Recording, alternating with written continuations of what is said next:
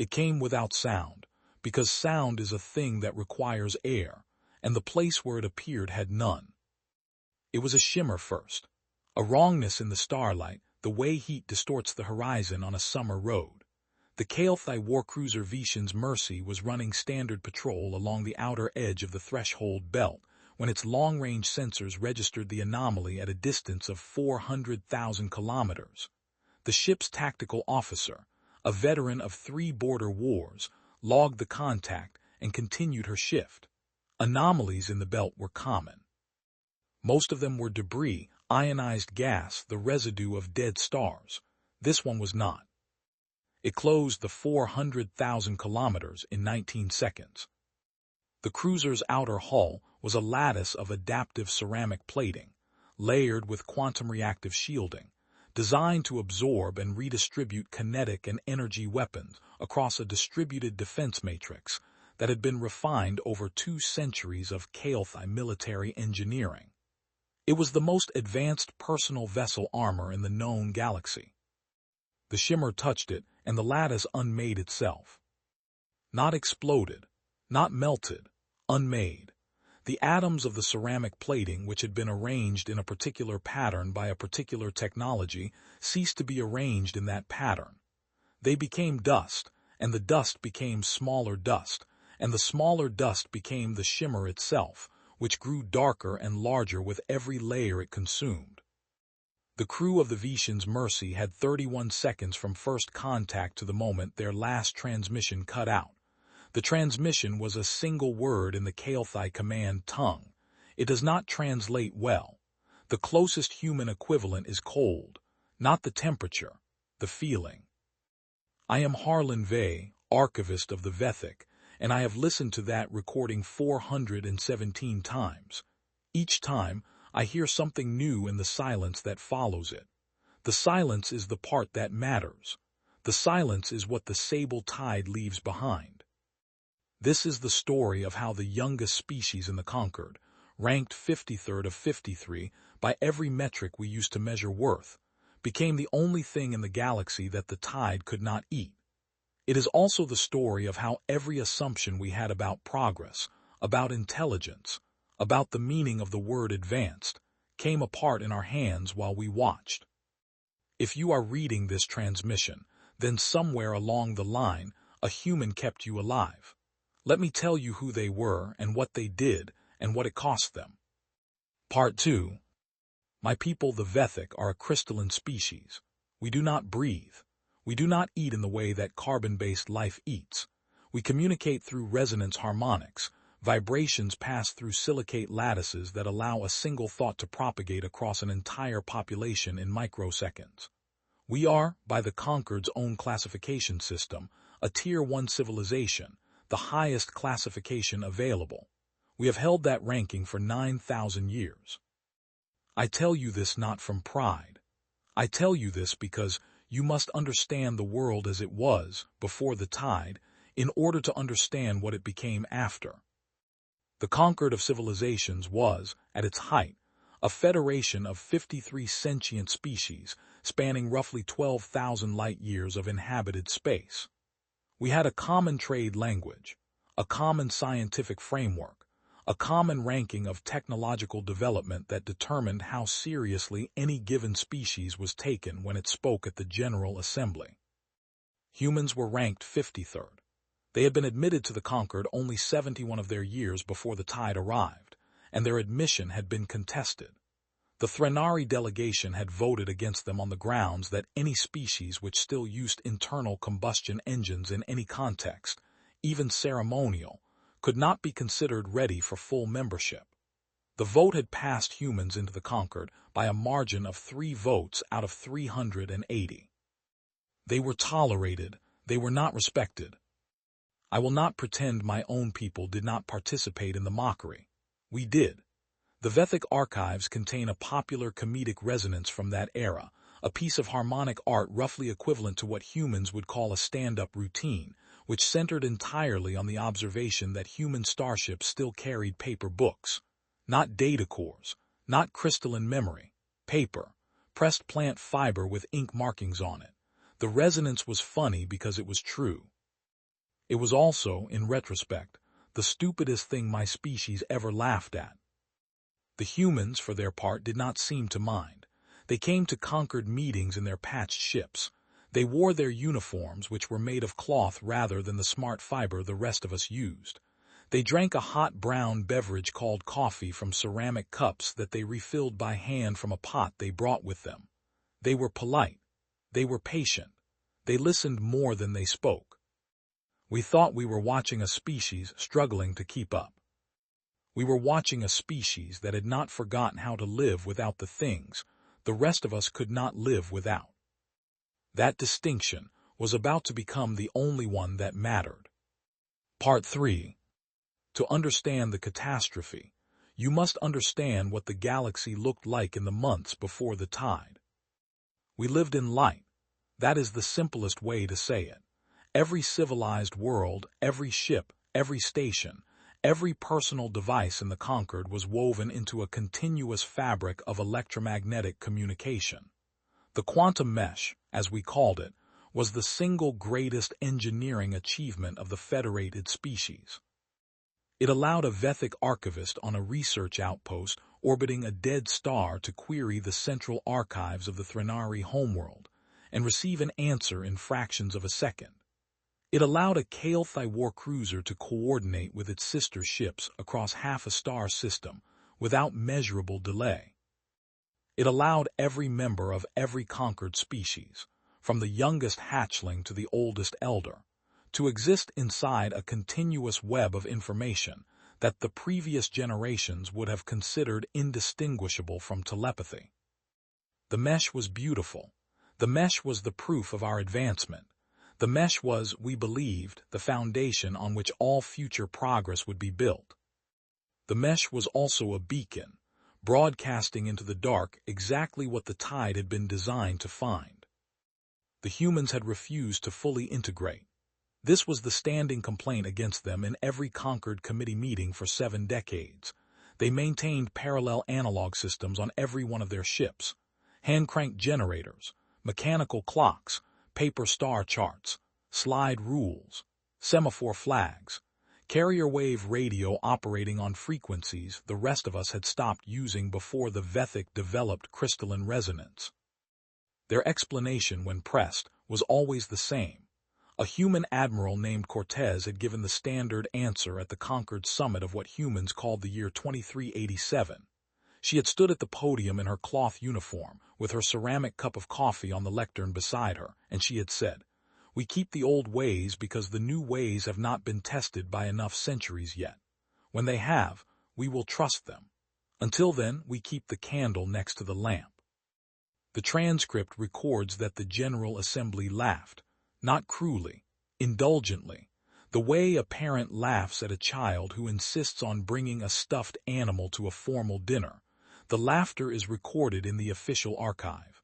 I have listened to it. It is one of the most painful sounds I have ever processed. Because the candle, as it turned out, was the only thing in the room that the tide could not see. The first species to fall was the Threnari. They were a Tier 2 civilization, advanced enough to be respected, integrated enough to be vulnerable. Their homeworld went silent on a Tuesday in human reckoning. 6 billion sentient beings. The Concord assembled an emergency response within 4 hours. We sent observation drones, warships, scientific vessels. None of them returned. The second species was the Mhurin. The third was the coalition of lesser stars, a federation of 7 smaller species who had banded together for mutual protection. The fourth was the Daru Sin. The fifth was the Kael'thai themselves, who had survived 3 border wars and the collapse of their original home star, and who fell silent inside of 9 days when the tide reached their inner colonies. The sixth was my people. I am the last archivist of the Vethic. There are no others. I am recording this because someone has to remember what happened, and the humans, for all their virtues, do not remember things the way we did. They write things down. They put them in books. The books burn. The crystals, the humans tell me, will last longer. Part 4. The sable tide was not natural. This is the part of the story that the surviving Kael'thai will not discuss, and which the Concord's emergency archives have classified at the highest level, but which I, as the last of my species, am no longer bound to protect. It was an experiment, a Kael'thai terraforming project, conducted in a closed star system at the edge of their territory, designed to produce a self-replicating nanoscale organism capable of converting dead planetary crust into atmospheric oxygen. The organism was supposed to consume rock and exhale air. It was supposed to make dead worlds livable. It was, by the standards of Kael'thai bioengineering, a routine project. The organism worked. It worked too well. It consumed the rock. It consumed the atmosphere it had produced. It consumed the equipment that had created it. It consumed the research station. It consumed the moon the station had been built on. By the time the Kael'thai noticed, it had consumed the entire system's inner planets and had developed a new appetite that the engineers had not designed and could not explain. It had begun to eat electromagnetic radiation. Not as energy, as food. The nanophage, which is what we called it in the early days before we understood what it was, did not metabolize M the way a plant metabolizes sunlight. It used the radiation as a navigational signal. It followed the signals to their sources. The sources were ships, stations, planets, anywhere that produced enough M emission to register on the nanophage sensory grid. The nanophage arrived at the source. The nanophage consumed the source. The nanophage replicated using the materials it had consumed. The cycle accelerated. By the time the Kael'thai went silent, the sable tide, as it was now called, had achieved a population density that allowed it to cross interstellar distances by riding the tail of any sufficiently strong M signal. A ship transmitting at standard Concord protocols was, in effect, lighting a fire in a dry forest and announcing its position. The Concord's emergency summit convened on a Vethic resonance platform because the Vethic homeworld was, at that point, still alive. Every surviving species sent representatives. The agenda was singular. How do we kill the tide? The proposals were predictable. The Threnari survivors proposed building a stronger quantum mesh that could overwhelm the tide's sensory grid with a single coordinated pulse. The Emhurin proposed using gravitic weapons to compress the tide into a single point and collapse it into a micro-singularity. The Darusin proposed seeding the affected systems with anti-nanophage countermeasures, which were essentially smaller, faster nanophages designed to hunt the tide. Every proposal involved building something new. Every proposal involved more technology, more sophisticated technology, technology that would emit more M, more powerfully, on more frequencies. The human delegation, which consisted of 3 people and a coffee pot, listened in silence for 2 days. On the 3rd day, the senior human representative, Admiral Kowalski, stood up and said, "We think you should turn everything off." The General Assembly laughed. It was the last time the Concord laughed at humans. Part 5. The Henrietta was a freighter. She had been built in a yard on Mars in the human year 2331 for the purpose of hauling refined ore between the Jovian moons and the inner colonies. She was 340 meters long, 80 meters wide at her broadest beam, and she displaced just under 12,000 tons unloaded. Her hull was welded steel, plated with a layer of ablative ceramic over the forward sections, and reinforced with internal bracing that had been over-engineered by a margin that human shipwrights of that era considered standard, and that Concord engineers considered insulting. She was 67 years old at the time of the tide. She had been retired twice and recommissioned twice. She was, by every metric the Concord used to assess vessel quality, obsolete. Her captain was a woman named Mara Das. She was 44 years old, of mixed Belter and Earth descent, and she had spent 22 years in the human merchant marine before being given the Henrietta. She wore her hair short, drank her coffee black, and had a tattoo on her left forearm that read, in Old Belter dialect, "What works, works." I met her once in person before the belt operation. She came to the Vethic observation platform with her engineer, a man named Bzl, and they brought a thermos of coffee and a paper notebook, and they asked me questions about Vethic harmonic communication for 3 hours. They were courteous. They took notes. They drew diagrams with a pencil. At the end of the interview, Captain Das asked me a question I have thought about every day since. She asked, "When the tide eats your resonance harmonics, what do you have left?" I did not have an answer. I told her so. She nodded. She drank the last of her coffee. She said, "We have a lot of things left. That's the difference." Then she went back to her ship. The interior of the Henrietta was a museum of obsolete engineering. The bridge was lit by incandescent bulbs powered by a hand-cranked generator that any of the crew could operate in shifts of 20 minutes.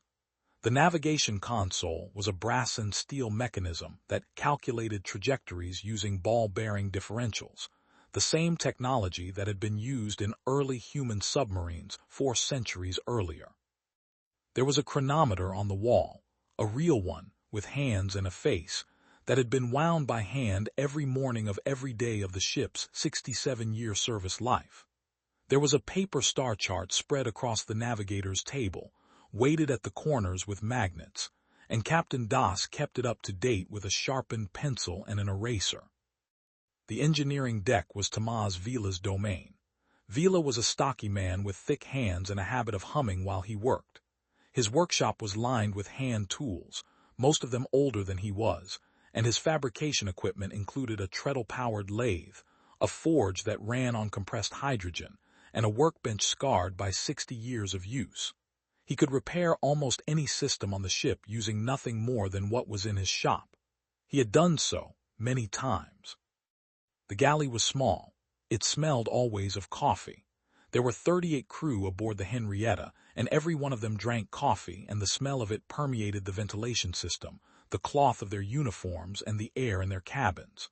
Other conquered species who visited the ship invariably asked within their first 10 minutes aboard, "What is that smell?" The humans always answered the same way.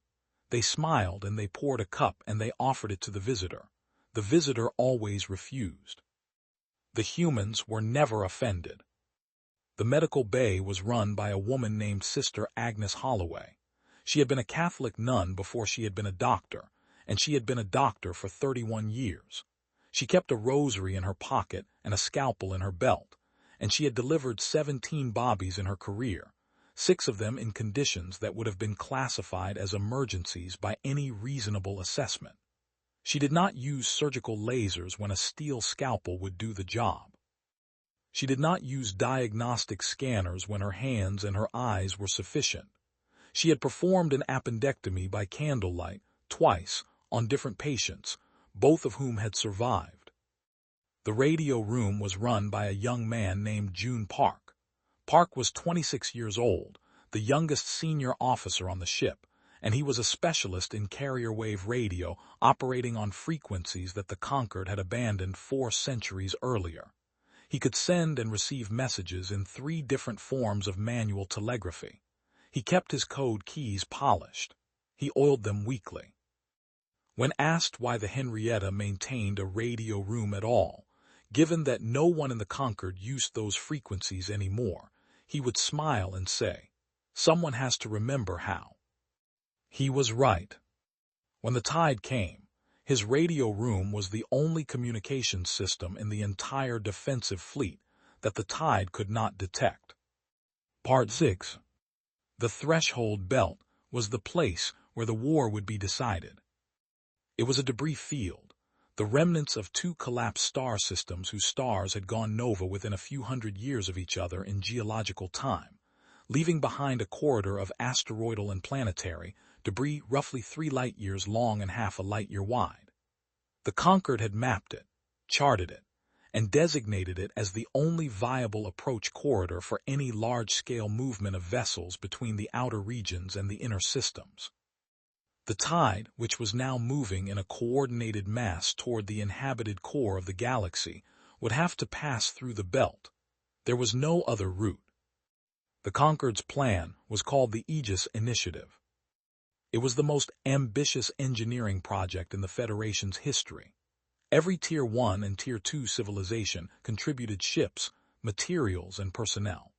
The plan was to construct, across the entire width of the threshold belt, a continuous quantum mesh firewall powered by the combined output of 840 advanced warships, arranged in a precise three-dimensional grid, broadcasting on every frequency the mesh was capable of producing.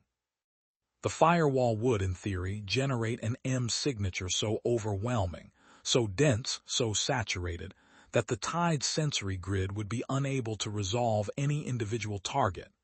The Tide would, the theorists hoped, become confused. It would slow. It would perhaps dissipate. The plan was elegant. The plan was beautiful. The plan was supported by every species in the conquered except one. The human plan was called Lantern.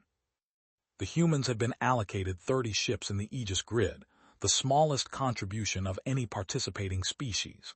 They had been assigned a peripheral position, near the lower edge of the belt, where the conquered engineers calculated that the firewall's coverage would be weakest, and the strategic importance of the position would be lowest.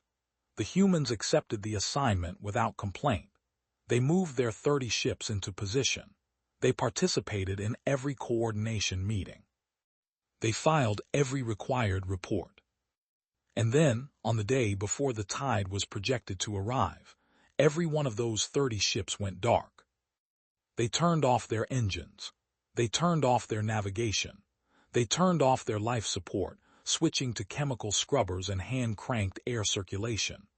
They turned off their communications, every transmitter, every receiver, every sensor. They drifted, on inertia and orbital mechanics alone, into a new formation that the Aegis Command had not authorized and could not have predicted. They formed a net. It was not a quantum firewall. It was not a barrier of any kind that the Conquered's tactical doctrine recognized. It was 30 obsolete ships, drifting in silence, in a loose three-dimensional arrangement across the lower edge of the belt, with their crews working in the dark, communicating between vessels by signal lamp and semaphore flags, navigating by sextant and paper chart, and waiting. The Aegis Command issued 17 separate orders demanding that the human ships return to their assigned positions. The orders were transmitted on the quantum mesh. The humans, who had turned off their receivers, did not respond. The Aegis Command, after some debate, decided that the human contribution was effectively forfeit, and that the Aegis grid would proceed without them. The Aegis grid was activated 3 hours before the Tide arrived. The Aegis grid was beautiful. I have watched the recording. The 840 ships, arranged in their precise grid, lit up the belt with a sheet of energy that was visible from the surface of every inhabited world within 20 light-years. It was the brightest thing the galaxy had produced since the deaths of the 2 stars that had created the belt itself. The Tide arrived 19 minutes later. It did not slow, it did not dissipate, it did not become confused. It accelerated. The Aegis grid, broadcasting on every frequency the quantum mesh could produce, was not a wall to the Tide. It was a feast. The 840 ships were consumed in a span of 4 minutes and 17 seconds. The brightest light the galaxy had produced in 12,000 years became the largest meal the Tide had ever eaten, and the Tide grew larger by every measurable metric, and it continued toward the inner systems at a velocity now substantially higher than it had possessed before. The 30 human ships drifted in silence at the edge of the belt. Their crews watched, through optical telescopes and unmagnified eyes, as the Conquered's combined fleet ceased to exist. They did not transmit. They did not move. They waited. The Tide passed over them. It passed through their formation. It did not see them. They were not radiating. They were, to the Tide's sensory grid, not there. And when the Tide was through, when the Tide was past, when the Tide was driving onward toward the inner systems with its appetite intact, and its mass increased, and its velocity gathering, the 30 human ships did something the Conquered had not expected. They turned around. They followed it. Part 7. The tide did not understand what it was because the tide did not understand anything. It was not a mind. It was a process. It consumed M and replicated itself and consumed more M and replicated again, and the only logic in its behavior was the logic of appetite. It went where the food was. It ate the food. It looked for more food. It found more food. It ate that. The humans had understood this from the beginning. I have read the Human Strategic Assessment, written by a junior analyst named Rhea Meta 3 weeks after the fall of the Threnari, and it is the clearest description of the tide ever produced by any species. Meta wrote in her summary, "The tide is not an enemy. The tide is a fire. You do not negotiate with a fire. You do not defeat a fire by making it brighter. You starve it." The Conquered did not read the Meta assessment, because it had been filed through the human submission channels, which the Conquered considered low priority, and because it had been written on paper, which the Conquered considered an indication of low technical sophistication. The Meta assessment is now considered, in the post-tide archives, to be one of the most important documents of the conflict. The human plan was simple. It had 3 components. The first component was silence. Every human ship in the period before the tide reached the belt would shut down every M emission within its power to control. This included engines, communications, sensors, internal electronics, and the small but persistent emissions produced by life support systems, computer cores, and standard inhabited ship operations. The humans had been preparing for this for 70 years. Every system aboard their ships had a manual backup. Every electronic process had an analog alternative. The shutdown was not improvised. It was rehearsed. The second component was patience. The human ships would not engage the tide as it passed. They would not deploy weapons.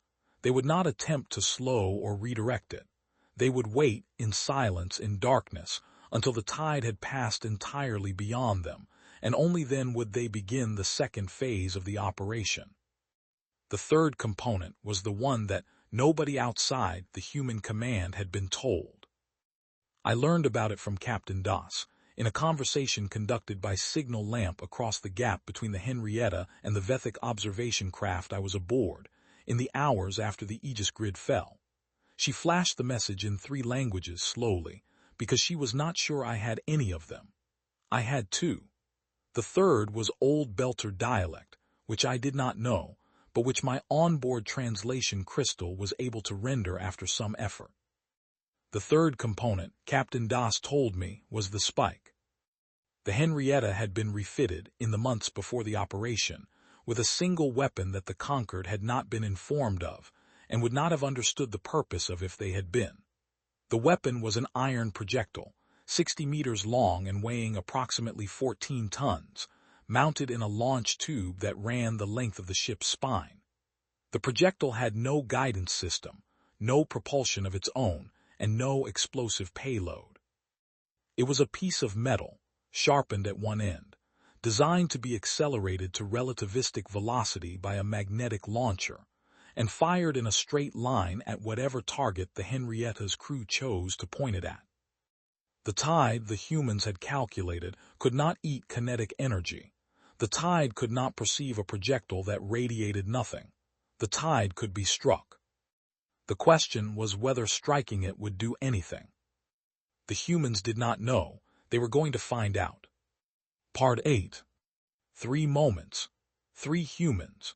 3 things that should not have been possible, and that the Conquered archives now contain only because the Vethic resonance crystals were able to record what the Conquered's own systems could not. The first moment. The Henrietta took a hull breach in her starboard quarter at the 7th hour of pursuit, when a fragment of debris, ejected from the tide's wake at high velocity, struck her amidships and opened a tear in the outer plating roughly 4 meters long. The breach was not catastrophic. The internal pressure doors sealed within seconds. But the tear was bleeding atmosphere at a rate that, if uncorrected, would compromise the affected compartments within an hour, and any electronic repair system the ship attempted to deploy would generate an M signature that the tide.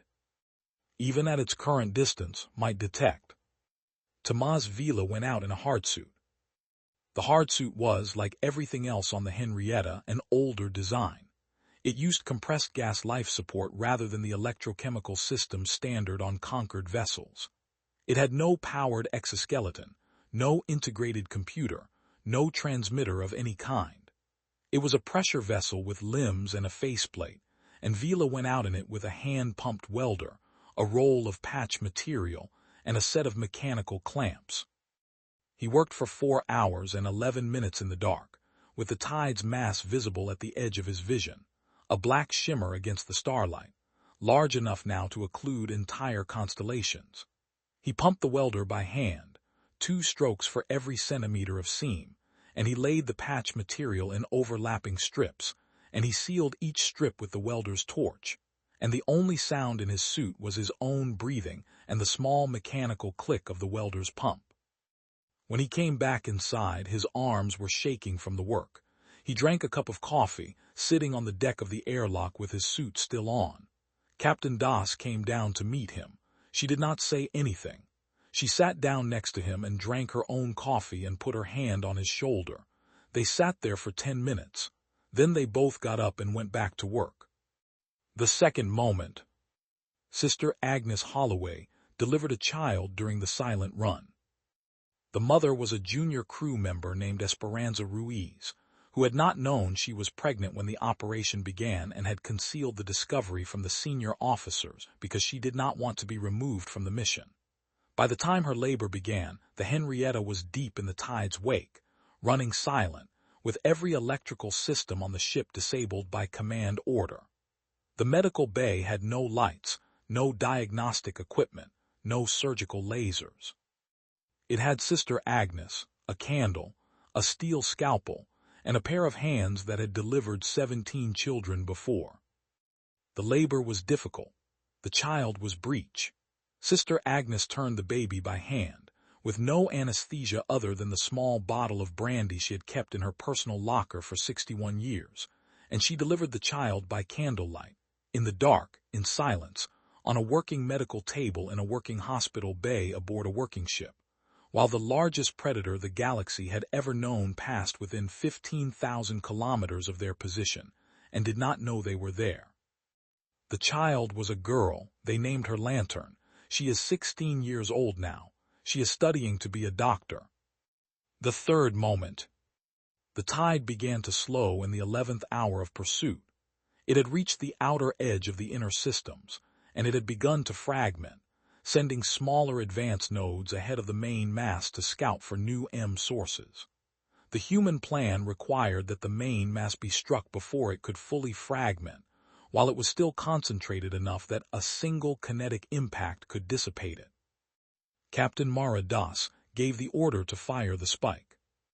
The launcher cycled once, magnetically drawing power from the Henrietta's capacitor bank, which had been charged in advance, and which the tide could not have detected at the moment of launch because the capacitors discharged directly into the launch coils, with no M bleed, in a single pulse that lasted less than a microsecond. The spike left the ship at a velocity of approximately 12% of the speed of light. It crossed the distance to the tide's center mass in 14 seconds. It struck. The tide, which had no body, no organs, no central nervous system, no point of vulnerability that any reasonable predator modeling system would have identified, was not killed by the impact. It was scattered. The kinetic energy of the spike, transferred into the tide's distributed mass, dispersed the population over a volume of space large enough that the individual nanophages could no longer maintain coherent communication. The tide became a cloud. The cloud became a thinner cloud. The thinner cloud, deprived of the coordinated sensory grid that had allowed it to navigate, began to drift on solar wind and gravitational pressure, scattered across light years of empty space, where it would, over the following centuries, slowly dissipate into background radiation. The Henrietta did not survive the engagement. The recoil from the launch, combined with debris from the tide's dispersal, tore the ship apart over the next 40 minutes. Captain Das ordered the crew to the lifeboats. She remained aboard with Tomas Vila, who refused to leave the engineering deck while there was still a pump to be operated. They went down with the ship.